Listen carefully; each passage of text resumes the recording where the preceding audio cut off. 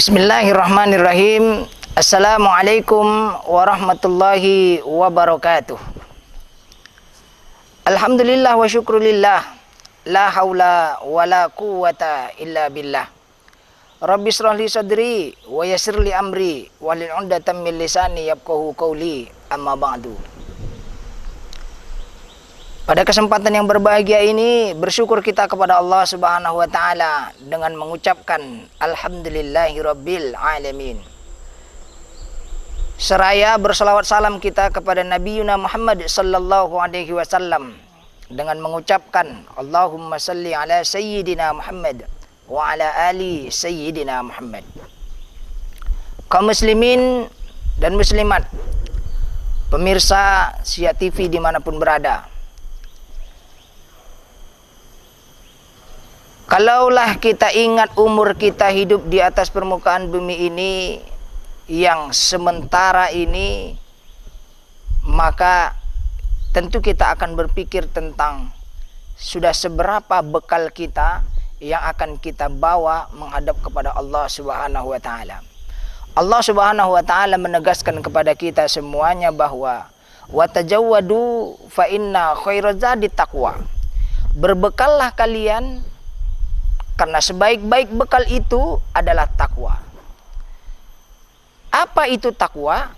Takwa di dalam kitab tafsir Jalalain diartikan dengan biintisalil awamiri wajtinabin nawahi. Menjalankan segala perintah Allah serta meninggalkan segala apa yang dilarang oleh Allah Subhanahu wa taala. Kaitannya dengan ini, dengan tema yang disampaikan pada kesempatan yang berbahagia ini adalah, kalaulah Allah Subhanahu wa taala sudah memerintahkan kita untuk senantiasa mencari bekal untuk kehidupan akhirat, lalu apa bekal yang bisa kita bawa ketika kita sudah menghadap kepada Allah Subhanahu wa taala?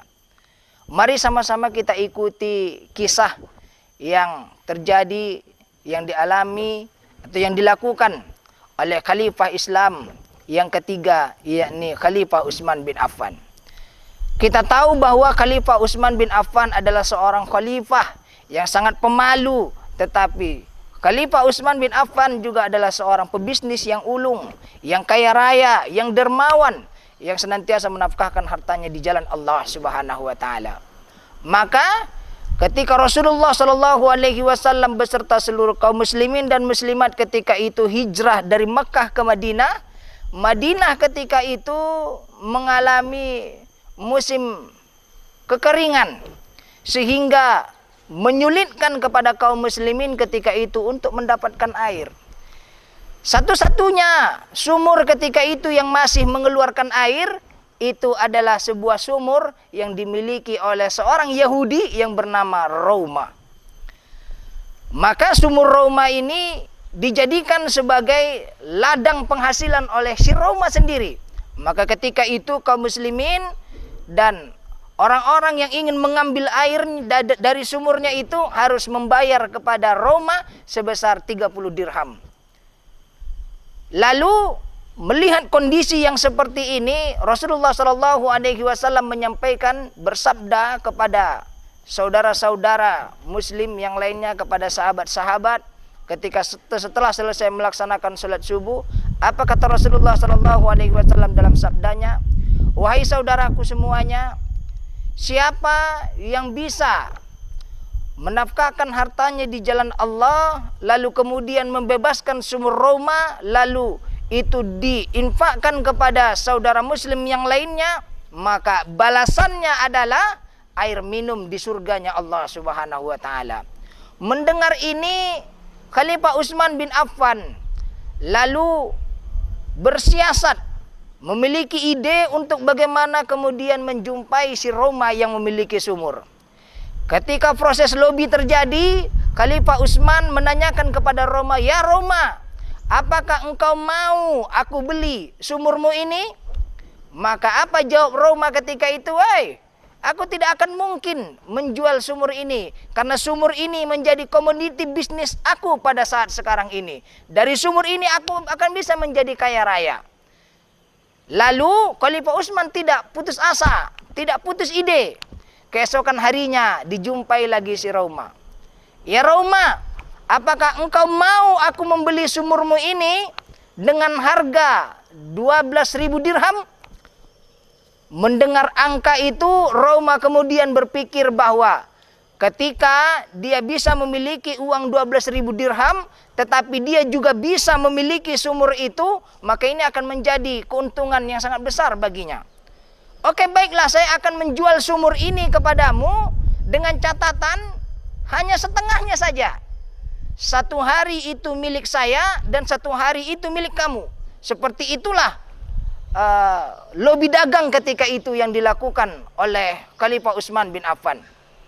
Maka dibayarlah oleh Khalifah Utsman bin Affan sebanyak 12.000 dirham ketika itu.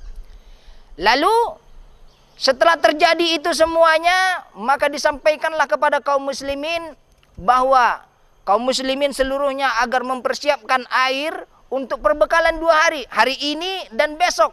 Karena pada esok hari itu sudah milik si Rauma. Pada keesokan harinya Rauma datang ke sumur. Karena itu adalah bagian sumur dia. Tidak ada satu orang pun yang membeli air daripada sumur Rauma. Melihat realita yang seperti ini, Rauma kembali menjumpai Khalifah Utsman bin Affan. Lalu mengatakan bahwa, "Hei Utsman bin Affan, belilah setengah sumurnya ini kepadamu, olehmu. Karena sesungguhnya aku tidak lagi membutuhkan daripada sumur ini." Apa yang terjadi ketika itu?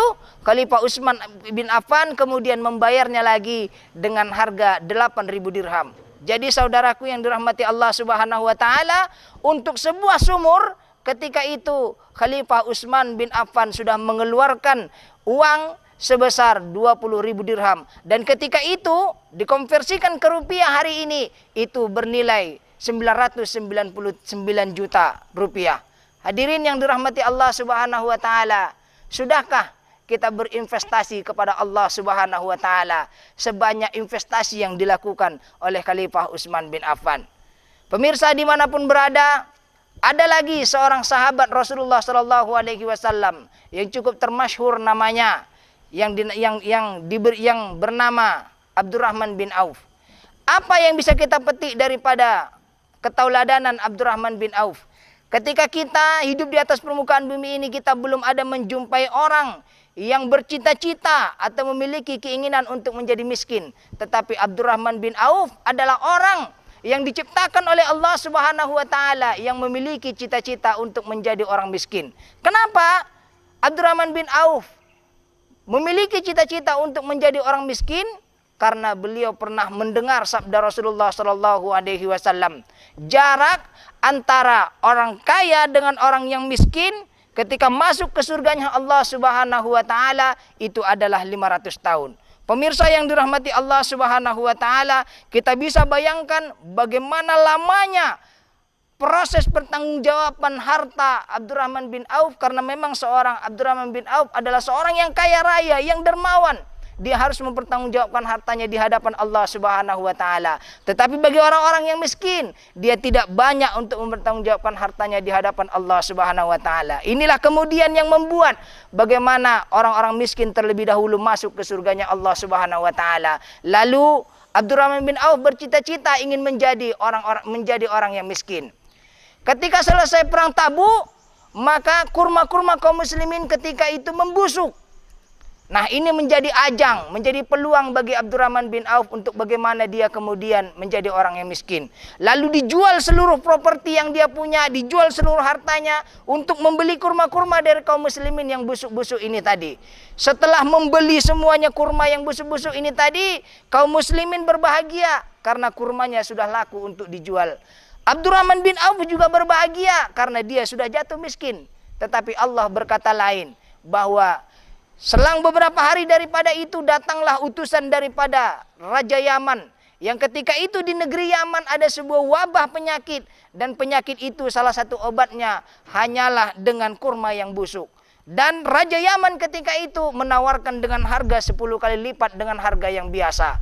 Allahu Akbar. Ternyata seperti inilah Allah Subhanahu wa taala memperlakukan dari setiap hamba-hambanya yang berinvestasi dengan Allah, yang bersedekah dengan Allah, yang berwakaf dengan Allah, yang berzakat dengan Allah. bahwa sesungguhnya satu hal yang kita berikan kepada Allah Subhanahu wa taala, Allah akan balas berlipat-lipat ganda kepada kita. Pemirsa yang dirahmati Allah Subhanahu wa taala, hidup kita di atas permukaan bumi yang hanya sementara ini, mari senantiasa kita perbanyak bekal untuk kita menghadap kepada Allah Subhanahu wa taala. Salah satu bekalnya adalah dengan kita bersedekah, dengan kita berinfak, dengan kita berzakat, dengan kita berwakaf. Karena sesungguhnya pahala daripada sedekah kita, pahala daripada infak kita, zakat kita, wakaf kita, ini akan senantiasa mengalir kepada kita walaupun kita sudah tidak ada lagi di atas permukaan bumi ini. Sesungguhnya itu adalah investasi, itu adalah tabungan yang paling besar ketika kita mencari bekal menuju kepada Allah Subhanahu wa taala. Mudah-mudahan ini menjadi ilmu yang bermanfaat bagi kita semuanya dan menjadikan hati kita tergerak untuk senantiasa bersedekah, untuk senantiasa berinfak, berzakat dan berwakaf di jalan Allah Subhanahu wa taala. Salah dan khilaf mohon maaf. Billahi taufik wal hidayah. Wassalamualaikum warahmatullahi wabarakatuh.